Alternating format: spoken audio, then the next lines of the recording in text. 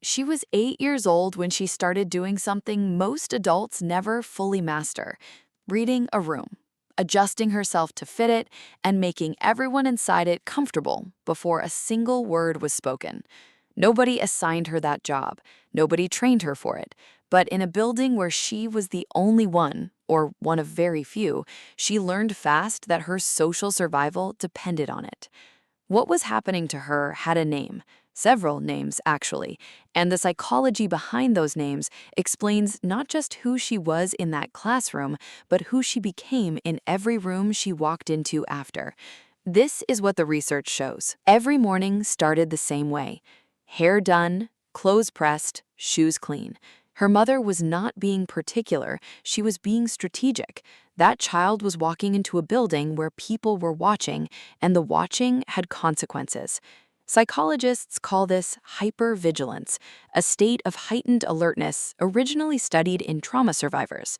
These girls were not trauma survivors in the clinical sense, but they were operating inside a social environment where one wrong move, one misread moment, one reaction that made people uncomfortable had real social costs.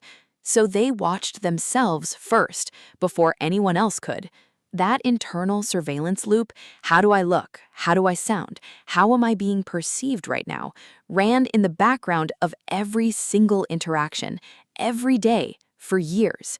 Research on chronic self-monitoring shows it competes directly with cognitive resources, meaning while her classmates were just sitting in class, she was sitting in class and running a second process simultaneously, managing the room while also trying to learn long division. That is not a small thing. That is a measurable mental load placed on a developing brain. At school, she spoke one way. At her cousin's house, she was questioned for it.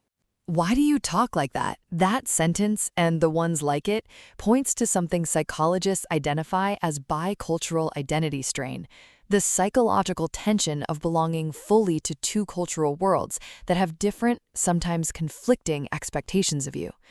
She was not confused about who she was. She was doing something cognitively sophisticated: code switching, adjusting her language, tone, posture, and register depending on who was in the room. Sociolinguistic research confirms this is a high-order executive function. She was building it before middle school. But here is what the research also shows. Chronic code switching, particularly when it is driven by the need to avoid negative judgment rather than genuine connection, is linked to emotional fatigue and a fragmented sense of self over time. She was fluent in two Americas. The cost of that fluency is something many of these women only started counting much later in life. February, Black History Month.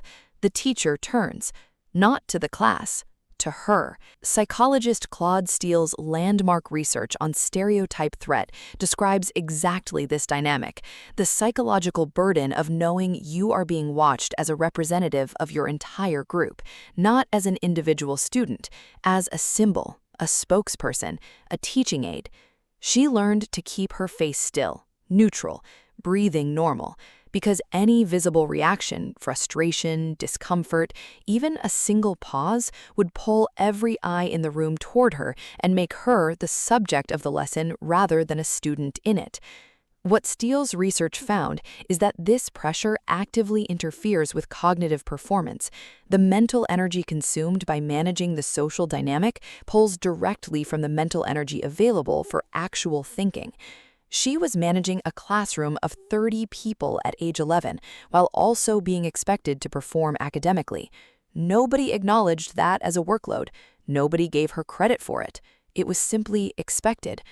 Here is what decades of research on bicultural individuals shows consistently.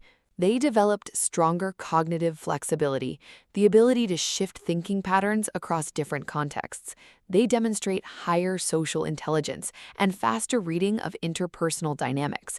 They're often exceptionally skilled at navigating ambiguity. Those are not accidents. Those are the direct outputs of years of psychological complexity absorbed at a young age. But the same research flags the other side: higher rates of emotional exhaustion in adulthood, a persistent pattern of over-explaining themselves, difficulty trusting that any room is truly safe before first scanning it for threats. She walks into a boardroom today, and that same radar, built in 1987, switches on automatically. Same stillness, same calculation, same performance running quietly underneath everything else.